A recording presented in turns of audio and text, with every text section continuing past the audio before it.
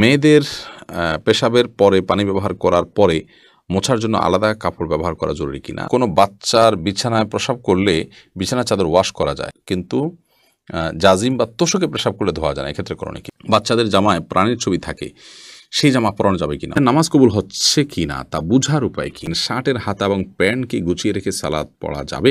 ভাঙা প্লেটে খাওয়া যাবে কিনা। প্রেগনেন্ট অবস্থায় শেষ দিকে দাঁড়িয়ে নামাজ পড়লে স্বাভাবিকভাবে রুকু সেজদা দিতে অনেক কষ্ট হয়, তাই জানতে চাই চেয়ারে বসে নামাজ হবে কিনা, যদি হয় তাহলে সঠিকভাবে পড়ার নিয়মটা কীভাবে জানালে উপকৃত হব। আয়াতুল কুরসির ফজিলত কি এবং কোন সময় পড়তে হয় দয়া করে বলবেন। বিতরের নামাজ কি সূরা দিয়ে পড়তে হয়। নতুন কোনো কাপড় পরে না ধুয়ে নামাজ পড়ে নামাজের কোনো ক্ষতি হবে কিনা। দুই হাতের উপর সিজদা করলে সিজদা আদায় হবে কিনা। নামাজের সিজদা অবস্থায় যদি পা উঠে যায় তাহলে নামাজের কোনো সমস্যা হবে কিনা। আত্মহত্যাকারী কি কখনো জান্নাতে যাবে না। জিন কি মানুষের সাথে সবাস করতে পারে। কবরে নাম ফলক দেওয়া যাবে কিনা। টিকটিকি দেখলে কি মারতেই হবে, প্রয়োজনে কি খুঁজে খুঁজে মারতে হবে, বিষয়টা নিয়ে খুব দ্বিধাদ্বন্দ্বে আসি, জানাবেন প্লিজ। শহরের বাসায় দেখা যায় ওয়াশরুম এবং টয়লেট একসাথে, সেক্ষেত্রে এসব ওয়াশরুমে উজু করলে কি উজু হবে। আমি পূর্বে যে পাপ করেছি তবা করে সেই পাপে যদি আর লিপ্ত না হই তাহলে কি পূর্বের গুনাহ মাফ হবে। শেখ রোকনুজ্জামান লিখেছেন, অনেক জায়গায় বসে প্রস্রাব করার ব্যবস্থা নেই, দাঁড়িয়ে পেশাব করতে হয়, এরকম পরিবেশ আমরা কি করব। যদি কোনো প্রকার ব্যবস্থা না থাকে এবং দাঁড়িয়ে পেশাব করা ছাড়া নিরুপায় থাকেন তাহলে আপনি অবশ্যই দাঁড়িয়ে পেশাব সেখানে করতে পারেন, যেহেতু আপনি নিরুপায়। কিন্তু নিয়মিত অভ্যাস বাড়ানো সঠিক নয়, কারণ নবী করিম সাল্লাল্লাহু আলাইহি ওয়াসাল্লাম বসেই সবসময় পেশাব করতেন। তবে বিশেষ একবার তিনি দাঁড়িয়ে পেশাব করেছেন এবং সেটি কারণ ছিল এমন একটা জায়গায় তিনি গেছেন যেখানে ময়লা আবর্জনা চতুর্দিকে ফেলেছে মানুষ এবং সেখানে বসার মতো কোনো জায়গা ছিল না, সেজন্য তিনি সেখানে দাঁড়িয়ে পেশাব করেছেন। এরপরে মোহাম্মদ বেলাল হোসেন লিখেছেন, জিন কি মানুষের সাথে সবাস করতে পারে। জিন মানুষের স্ত্রী মিলনে মানুষের সাথে সামিল হতে পারে বলে বিভিন্ন বর্ণনা থেকে বোঝা যায়। বিশেষ করে যখন বিসমিল্লাহ কেউ পাঠ না করে তখন জিন সেখানে সামিল হয়, খুব ভয়াবহ কথা অবশ্য। তো এই জন্য মুসলমান সব ক্ষেত্রেই, শুধু এটি নয়, আপনার খাওয়া দাওয়াতে জিন সামিল হতে পারে, ঘুমের সময়, বাসা প্রবেশের সময় তার সাথে প্রবেশ করতে পারে।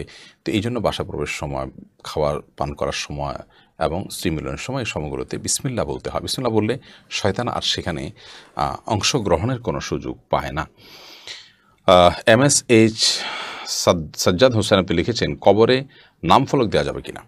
কবরে যদি কারোর নাম ফলক দেন, জাস্ট এটা অমুকের কটা বোঝার জন্য, অসুবিধা নেই, কিন্তু সেটি যেন খুব বড় সড়ো করে, কবর বাধাই করে, বড় করে ওয়াল করে নাম ফলক দেওয়ার যে ব্যাপার আছে সেরকম কিছু যেন না থাকে। মাহবুব আপনি লিখেছেন, বিকাশ বা নগদে টাকা ট্রান্সফার করলে কিছু বোনাস আসলে সেটা জায়েজ আছে কিনা। কর্তৃপক্ষ যদি আপনাকে বোনাস দেয় সেটা আপনি নিতে পারেন, কোনো অসুবিধা নেই, সুদ বা আপনার জন্য হারাম হবে না। সাজিব আহমেদ আপনি লিখেছেন, শহরের বাসায় দেখা যায় ওয়াশরুম এবং টয়লেট একসাথে, সেক্ষেত্রে এসব ওয়াশরুমে উজু করলে কি উজু হবে। অনেকে এটা নিয়ে মতভেদ আছে। না, আপনার উজু হবে এতে কোনো সন্দেহ নেই, উজুর ব্যাপারে কোনো অসুবিধা নেই, যে উজু হয়ে যাবে এবং যদি আপনি সালাত আদায় করতে পারেন। তবে যেহেতু উজুতে বিসমিল্লাহ বলাটা সুন্নাহ এবং সেখানে আপনি মুখে বিসমিল্লাহ উচ্চারণ করলে আল্লাহর নামের অসম্মান হবে, সেই জন্য টয়লেট উজু না করে বাহির উজু করা উচিত। প্রয়োজনে বাহিরে শুরুটা করে বেসিন টেসিনে কোথাও কোনো টেপে তারপরে এসে বাকি কাজ আপনি ভিতরে করলেন, যাতে করে ভিতরে আল্লাহর নামটা নেওয়া লাগে। দোয়াটা, শুরুর দোয়াটা বাইরে পড়বেন আর শেষের দোয়াটা আপনি বাইরে পড়বেন। আর যদি বাইরে কোনো ব্যবস্থা না থাকে তাহলে সেক্ষেত্রে বিসমিল্লাহটা টয়লেটের বাইরে থেকে বলে যে আপনি উজু করবেন। এবার যদি বিসমিল্লাহ ছাড়াও উজু করে ফেলান, মনে মনে বিসমিল্লাহ পড়ে ফেলান, তাতেও আপনার উজু হয়ে যাবে। উজু হবে না ব্যাপারটা এই লেভেলের সমস্যা না, কিন্তু আল্লাহর নাম নেওয়া অনুচিত, সেই জন্য সেখানে উজু করতে ওলামায়ে কেরাম নিষেধ করেন।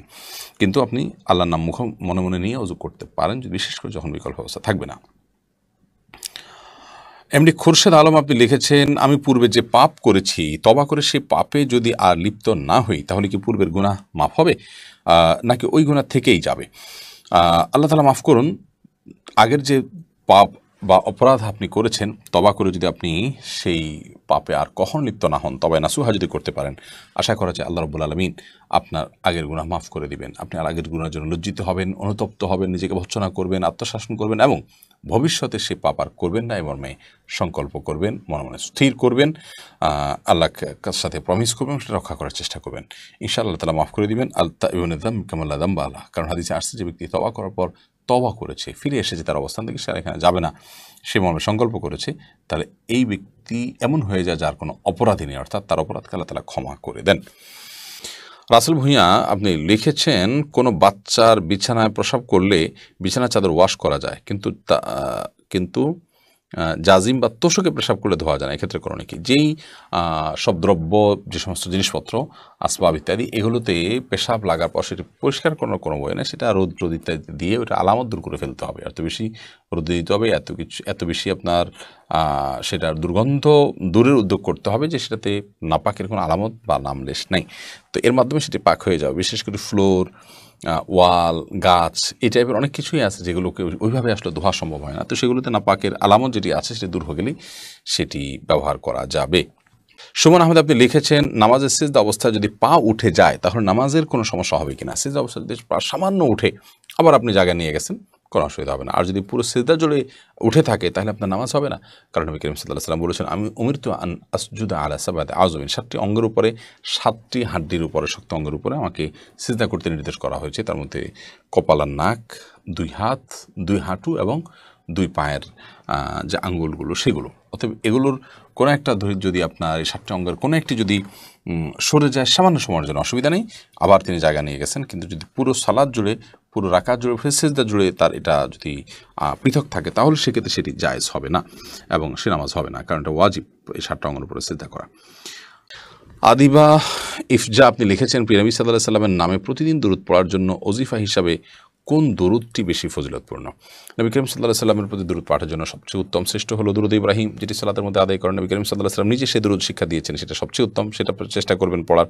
যদি কোনো কারণে সেই দরুদ আপনি না পড়তে চান বা না পড়েন, অন্য কোনো দরুদ আপনি পড়তে পারেন যে দরুদের অর্থের মধ্যে খারাপ কিছু নেই, সেটা মানুষের বানানো দরুদও হতে পারে। জুলেখা খাতুন আপনি লিখেছেন, নতুন কোনো কাপড় পরে না ধুয়ে নামাজ পড়ে নামাজের কোনো ক্ষতি হবে কিনা? নতুন কোনো কাপড় পরলে সেটা ধুয়েই পড়তে হবে এমন কোনো বাধ্যবাধকতা নেই। কারণ নতুন কাপড় মানেই যে সেটা নাপাক, সেটাতে অপবিত্রতা আছে এমনটি তো নিশ্চিত নন আপনি, তাহলে এটি ধোয়াটা বাধ্যতামূলক কেন হতে যাবে? তবে হ্যাঁ, আপনারা যদি নতুন কাপড় কেনার পর দেখলেন যে সেখানে কোনো নাপাক আছে, তাহলে ওই জায়গায় সেই নাপাকটা ধোয়াটাই হলো আবশ্যক। অতএব শরীয়তের দৃষ্টিকোণ থেকে নতুন কাপড় ধুয়ে পড়তে হবে এমন কোনো বাধ্যবাধকতা নেই। এরপরে সিমথিয়া জাহান তুন্নি লিখেছেন, তিলাওয়াতের সিজদা কীভাবে আদায় করব? তিলাওয়াতের সিজদা আপনি সিজদায় চলে যাবেন, 3 তাসবিহ পাঠ করবেন এবং উঠে যাবেন। একটা সিজদা দিবেন, এই উজু অবস্থায় আপনি সিজদা দিবেন, যদিও কোনো কোনো একটা উজু ছাড়া দেওয়ারকে জায়েজ বলেছেন, কিন্তু বিশুদ্ধ মত আপনি উজু করবেন এবং সেফ, এটি নিরাপদ মত এটি। ফয়সাল আহমেদ আপনি লিখেছেন, টিকটিকি দেখলে কি মারতেই হবে? প্রয়োজনে কি খুঁজে খুঁজে মারতে হবে? বিষয়টা নিয়ে খুব দ্বিধাদ্বন্দ্বে আসি, জানাবেন প্লিজ। না, খুঁজে খুঁজেই আপনাকে মারতে হবে এমন কিছু এমন কোনো বাধ্যবাধকতা নেই। বরং আপনার চোখে পড়েছে, উপদ্রব করে, আপনি মারবেন। কিন্তু এটার জন্য আপনি খুঁজে খুঁজে বেড়াবেন, এটার পিছিয়ে পিছিয়ে ঘুরে বেড়াবেন, আপনার অনুসন্ধান করে বেড়াবেন, এই কথা হাদিসে বলা হয়নি। নুসরাত ফারজানা পিউলি আপনি লিখেছেন, সুন্নাত নামাজের সিজদায় বাংলা দোয়া করা যাবে কিনা? সলাতে বাংলা দোয়া করা যাবে কিনা? হানাফি উলামা ইকরাম বলেছেন যে না, বাংলা দোয়া করতে পারবেন না। মাতৃভাষা যেহেতু সলাতের ভাষায় আরবিয়া, তো এখানে মাতৃভাষা দোয়া করতে পারবেন না। আপনি মনে মনে দোয়া নিবেদন করতে পারেন তাদের পড়তে পড়তে, অথবা কোরআনে কারীম বা সুন্নাহ বর্ণিত কোনো দোয়া চাইলে সেটি আপনি পড়তে পারবেন। যদিও অ্যারাবিক স্কলাররা এর সঙ্গে দ্বিমত পোষণ করেছেন, তারা বলেছেন যে আল্লাহ তাআলার কাছে দোয়া এটা একজন মানুষ নিজের ভাষায় করতে পারেন, মনের ভাষায় করতে পারেন, কোনো অসুবিধা নেই, এবং সেটা সালাতেও করতে পারেন। কারণ হাদিসে আসছে, নবী করিম সাল্লাল্লাহু আলাইহি ওয়াসাল্লাম বলেছেন,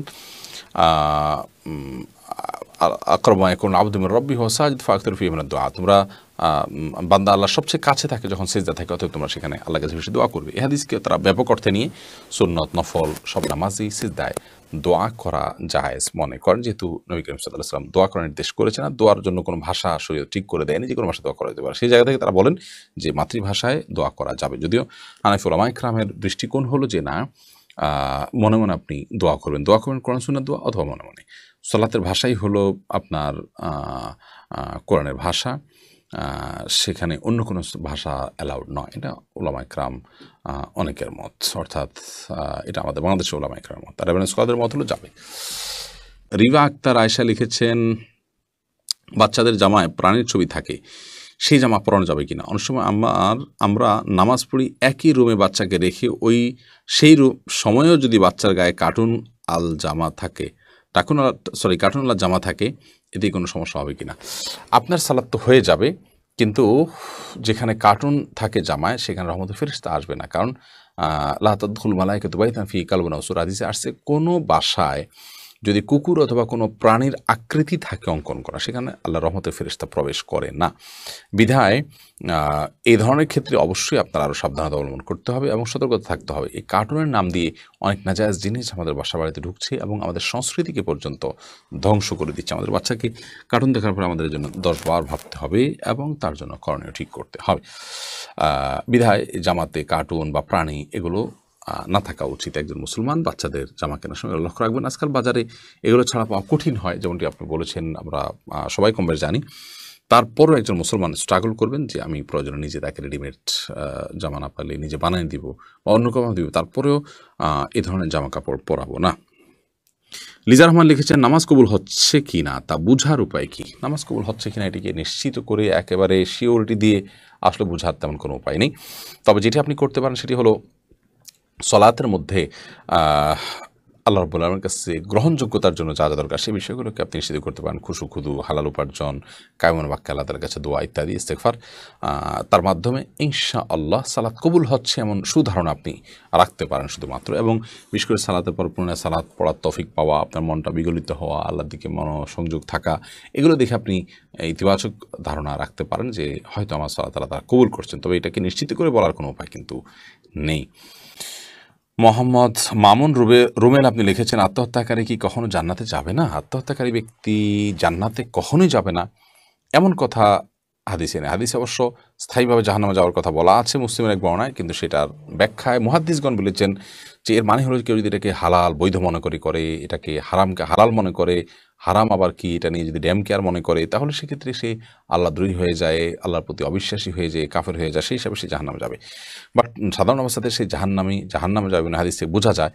তো জাহান্নামে যাওয়াটাই তো একটি ভয়াবহ ব্যাপার। অতএব একজন মুসলমান কোনো অবস্থাতেই আত্মহত্যা করতে পারে না। এইচ.এম. হাসান লিখেছেন, 2 হাতের উপর সিজদা করলে সিজদা আদায় হবে কিনা? সিজদা করবেন আপনি জমিনে, হাতের উপরে সিজদা করবেন না। যদি কোনো কারণে হাতের উপরে কেউ সিজদা করেন, হয়তো জমিন তার জন্য উপযোগী না বা জমিনে করার কোনো ব্যবস্থা নেই, আদায় হয়ে যাবে তার সালাত।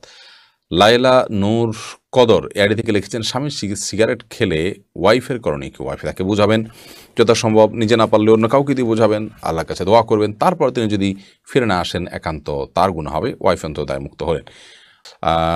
তাসিন লিখেছেন, প্রেগনেন্ট অবস্থায় শেষ দিকে দাঁড়িয়ে নামাজ পড়লে স্বাভাবিকভাবে রুকু সিজদা দিতে অনেক কষ্ট হয়, তাই জানতে চাই চেয়ারে বসে নামাজ হবে কিনা, যদি হয় তাহলে সঠিকভাবে পড়ার নিয়মটা কীভাবে জানালে উপকৃত হব। প্রেগনেন্ট অবস্থায় সালাত আদায় করতে যদি দাঁড়িয়ে সালাতে অসুবিধা হয় তাহলে আপনি বসে সালাত আদায় করবেন।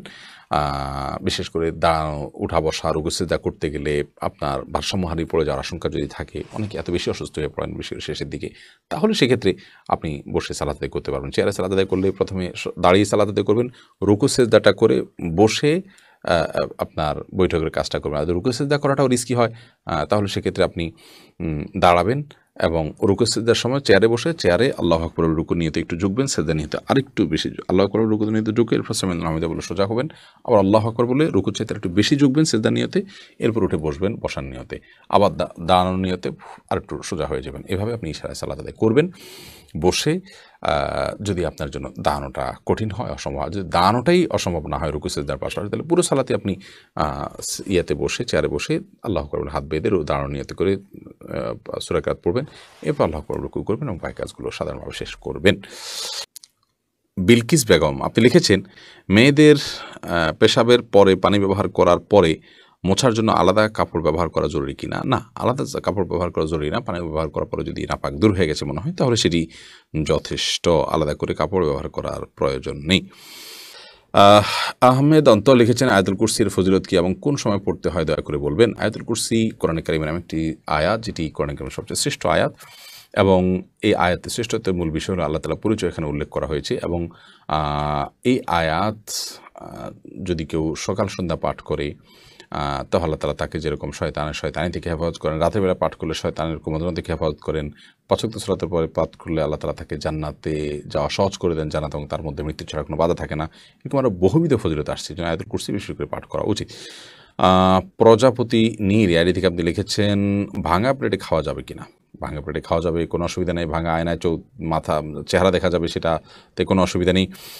আমরা অনেকে মনে করি ভাঙা প্লেটে খাওয়া যাবে না, ভাঙা আয়নায় চেহারা দেখা যাবে না, এটা নিছকই আমাদের সামাজিক কুসংস্কার। ভাঙা প্লেটে ভাঙা অংশে জীবাণু থাকতে পারে, সেজন্য আপনি ওইটাতে খেলে অস্বাস্থ্যকর হতে পারে, সেটা তো আপনার একান্ত স্বাস্থ্যগত বিষয়, বাট সেটাও তো নিশ্চিত নয়। বিধায় ভাঙা প্লেটে খেলে যে গুনাহ হয়ে যাবে বা নাজায়েজ হবে এটা সেরকম নয়, এবং ভাঙা আয়নায় চেহারা দেখলে কোনো অসুবিধা হবে না। দিনের পথিক আইডি থেকে আপনি লিখেছেন, বিতরের নামাজ কি সূরা দিয়ে পড়তে হয়? বিতরের সালাতের প্রথম রাকাতে সূরা সাব্বিহিসমা রাব্বিকাল আলা, দ্বিতীয় রাকাতে সূরা কাফিরুন এবং তৃতীয় রাকাতে সূরা ইখলাস কুল হুয়াল্লাহ পাঠ করা, এটি সুন্নাহ। নবী করিম সাল্লাল্লাহু আলাইহি ওয়াসাল্লাম বিতির সালাতে সচরাচর এই সূরাগুলো তেলাওয়াত করতেন, বিধায় আপনি এই সূরাগুলো তেলাওয়াত করতে পারেন বা করার চেষ্টা করা উচিত। আবু সাঈদ আবদুল্লাহ আপনি লিখেছেন, শার্টের হাতা এবং প্যান্ট কি গুছিয়ে রেখে সালাত পড়া যাবে? শার্টের হাতা এবং প্যান্ট গুছিয়ে সালাত আদায় করা মাকরুহ, নবী করিম সাল্লাল্লাহু আলাইহি ওয়াসাল্লাম নিষেধ করেছেন এটি, এই জন্য এটা ছেড়ে সালাত আদায় করতে হবে। তবে হ্যাঁ, প্যান্টের বিষয়টা হলো সেটা যদি কেউ টাকনুন নিচে পড়ে যায় সেটা থেকে বাঁচার জন্য গোছান, তা সেটা জায়েজ আছে, কিন্তু সেটা সলাতে শুধু না বরং সবসময় এরকম রাখতে হবে। এরপর মিনহাজউদ্দিন লিখেছেন, অ্যালকোহলযুক্ত পারফিউম ব্যবহার করে নামাজ আদায় করলে নামাজ হবে কিনা? জায়েজ হয়ে যাবে, বিশেষ করে যে অ্যালকোহল আমরা ব্যবহার করি, এখানে যে পারফিউম ব্যবহার করি এটা যে অ্যালকোহল থাকে এটা কেমিক্যাল, এটা খাবার মানে যেটা পানীয় অ্যালকোহল মদ সেটা এটা না, এটা কেমিক্যাল মাত্র। তারপরেও সালাতের কিছুটা আগে ব্যবহার করলে বাষ্প হয়ে অ্যালকোহলটা উড়ে যাবে, তারপর সালাতে করবেন, সেটা সবচেয়ে সেফ এবং নিরাপদ।